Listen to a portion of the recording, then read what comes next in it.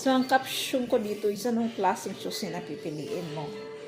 Maging chosen ng kasamaan, nakakilap is kamalasan.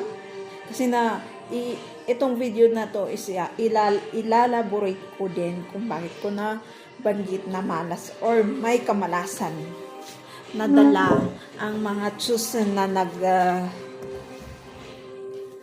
na pumipili sa kasamaan sa sarili, lalong-lalo sa sarili nila at sa ibang tao, na akala nila yung ibang tao pa ang magdadala ng kamalasan. Hindi nila nakikita yung ginagawa nila. Minamalas lang yung ibang tao sa maling gawain nila. Pero soon, mas siswertihin pa yung mga taong nakaranas ng hindi maganda sa kanila. So, at yung isa is chosen ng kabutihan. So, ikaw mismo ang pipili nun kung anong gusto mo.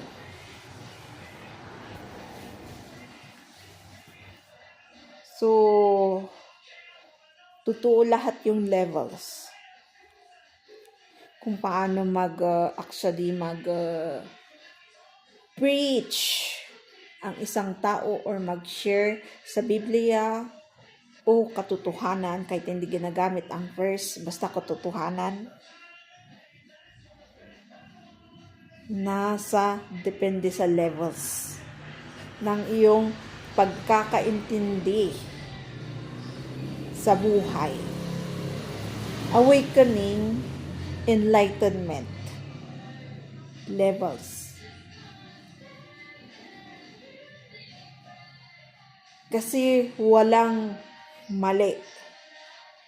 Kahit kung paano sila mag-preach or mag-share is mali. Tama din naman yun. Kasi pag hindi na nakikita na mali yung sinishare na yun.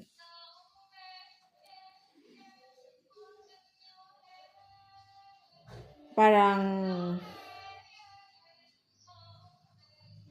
itong taong to, yung sinabi niya is kulang. Tapos itong taong to is parang may mas naintindihan ng mas malawak, so mas madadagdagan niya pa. At totoo din sinasabi kong pag inopen mo na yung sarili mo na maging follower or anak ng Diyos, is magiging sumbungan ka ng bayan. Pansinin mo yung paligid mo, kung paano makipagkwento yung isang tao, yung sitwasyon, kung anong nangyari. Parang nagsusumbong to Parang nagsusumbong sa akin to Kasi inopen mo nga yung sarili mo. And ikaw ang magsasabi sa Diyos, kunwari, sana God, itong nakikita kong to, kahit through prayers, na mali is mabago. Maliwanagan nitong tao kung nakikita mong mali talaga yung ginagawa ng taong to. Kasi wala din mangyayari kung ganun at ganun siya din mahihirapan. Kasi ikaw ang gumagawa ng ritual na mag-aalay sa iyong buhay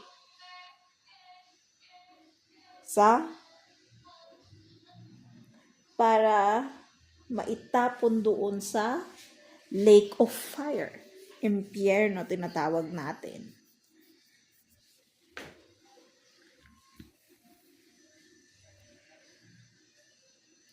Uulitin ko,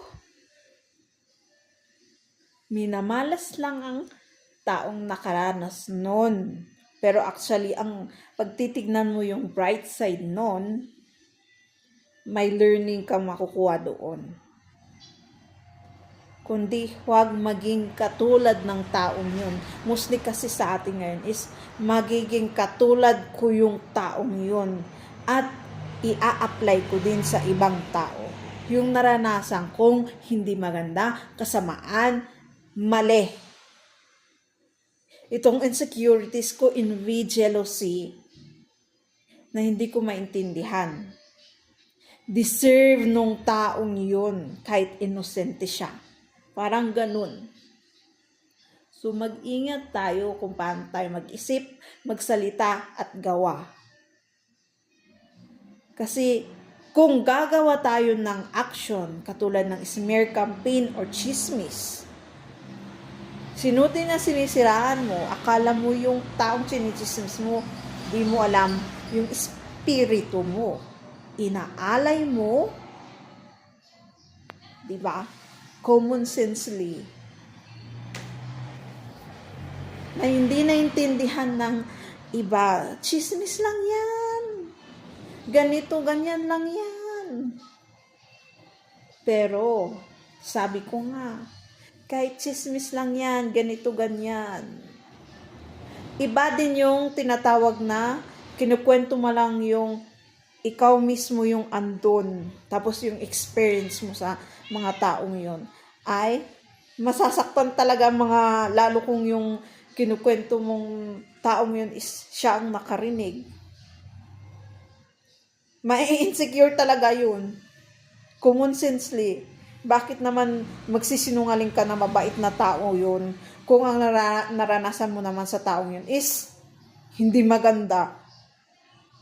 Sinong nasa 7-Eleven? Di ginawa mong kasalanan din yun. Sinungaling yung kwento, sarili mo, at yung sitwasyon na sino bang bangag or may 7-Eleven na magkukwento na pangit na ang naranasan niya, gagawin niya pang pagandahin. May hurt and hatred na kailangang ilabas. Kaya may nagkukwento ng kanyang naranasan at karapatan nila yun.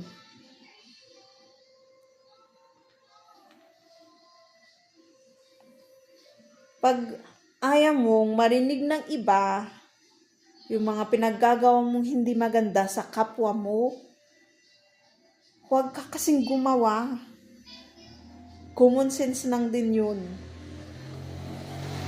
Tapos gagalit-galit ka, masasaktan ka. Kung sa huli, natatamaan ka din naman pala. Kunwari, may konsensya ka or na-guilt ka sa ginawa mo, pero ibang klaseng guilt yan ha. Lalong pinalabas ang masamang ugali. Tapos ayan na naman. Para ma-save ang sarili instead na accountability. Isang klase din ng usig itong sinasabi ko para mag-realize tayo. Kasi totoo, masakit, pero totoo. Para ma-accountable talaga natin, aminin natin sa sarili natin na naging ganun tayong tao. Kapal na ng mukha natin kung sabihin pa natin wala talaga tayong nagawang mali. Mali yung kwento, mali yung ganyan. Sinong tanga naman nagagawa-gawa ng kwento na maling naranasan? Ano?